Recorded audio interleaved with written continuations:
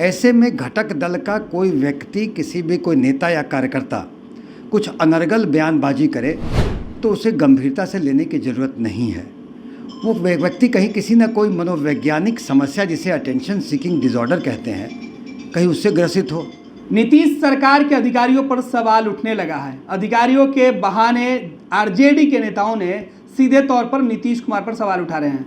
एक बार फिर से आरजेडी के एमएलसी सुनील सिंह ने कहा है कि अधिकारी डाकू होते हैं। हमारे साथ इस पूरे मामले पर बात करने के लिए जेडीयू के वरिष्ठ नेता डॉक्टर सुनील सिंह खुद मौजूद हैं। डॉक्टर साहब, जिस तरीके से आरजेडी के एमएलसी, आरजेडी के नेता लगातार अधिकारियों पर सवाल उठा रहे हैं, अधिकारियों के बहाने निशाना नीतीश कुमार है, कैसे देख रहे हैं? देखिए, महागठबंधन की सरकार चट्टानी एकता के साथ नीतीश कुमार जी की अगुवाई में जन आकांक्षा के अनुरूप सफलतापूर्वक चल रही है। शीर्ष नेतृत्व, गठबंधन के घटक दल के शीर्ष नेतृत्व पूरे सामंजस्य हैं और सामूहिक नेतृत्व से काम कर रहे हैं। ऐसे में घटक दल का कोई व्यक्ति, किसी भी कोई नेता या कार्यकर्ता कुछ अनर्गल बयानबाजी करे तो उसे गंभीरता से लेने की ज़रूरत नहीं है। वो व्यक्ति कहीं किसी न कोई मनोवैज्ञानिक समस्या, जिसे अटेंशन सीकिंग डिसऑर्डर कहते हैं, कहीं उससे ग्रसित हो, कहीं उसे लाइमलाइट में आने का मन हो, या उनकी क्या परेशानी चल रही है कि उस व्यक्ति का बयान देखेंगे तो हर दिन वेरी करता है। कल कसीदे पढ़ रहे थे, आज कुछ फेसबुक पोस्ट दिए हैं। तो ऐसे व्यक्तियों को गंभीरता से लेने की ज़रूरत नहीं है, और अगर ये मनोवैज्ञानिक समस्या है तो इग्नोर करना ही इसका इलाज है। और हम रहे हैं, या फिर उनकी मन में कुछ होगा, जिस मन में कहीं वो आजकल चुनाव का समय आ रहा है, चुनाव के लोग में कहीं इधर से उधर करते हैं, उनके मन में कुछ होगा, तो उनके कद को बढ़ाने की ज़रूरत नहीं है। उनका नोटिस नहीं ले, वो अपने आप शांत हो जाएंगे।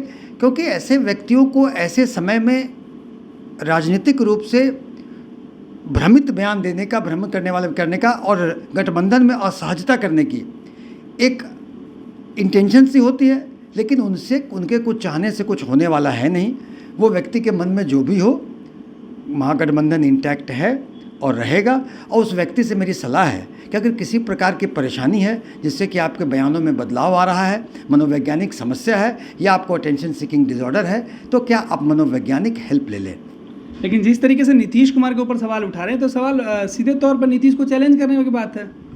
देखिए, आप ही बताएं, जब गठबंधन के घटक दल का कोई नेता अगर सरकार के खिलाफ कुछ बोलता है तो हमें लगता है कि गठबंधन के शीर्ष घटक दल के शीर्ष नेतृत्व को इसका संज्ञान लेना चाहिए। संज्ञान लेगी और तब संज्ञान लेगी। और ये अपना है, बोलते हैं, बोलने का, इनको मैंने कहा ना कि बोलने का कभी कभी इंटेंशन होता है कि हम अपने तरफ लोगों का ध्यान आकृष्ट करें, सुर्खियों में बने रहें।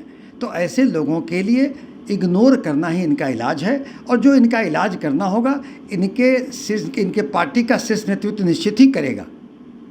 क्योंकि ऐसा करने से, नहीं करने से कहीं ना कहीं गठबंधन में असहजता दिखाई देगी। और हमारे भी नेता कार्यकर्ता का सब्र है, उस सब्र का भी इम्तहान कोई नहीं ले।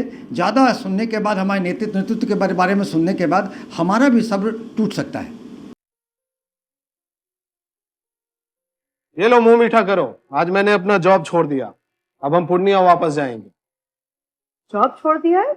मतलब ये घर कैसे चलेगा? हम करेंगे क्या? और माँ बाबूजी क्या बोलेंगे? इसलिए मैं एक और मिठाई का डब्बा लाया। अपने बिजनेस के लिए लोन अप्रूव हो गया।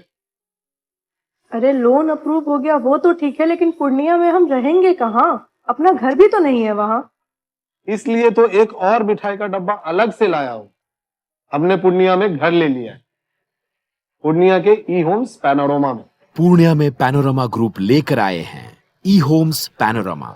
बड़ा घर, आलीशान जिंदगी और अत्याधुनिक सुविधाओं के संग। अरे, अब क्यों मुंह मीठा करवा रही हो? क्योंकि हम घर वापसी जो कर रहे हैं। घर वापसी की खुशी पूर्णिया में ई होम्स पैनोरमा के संग।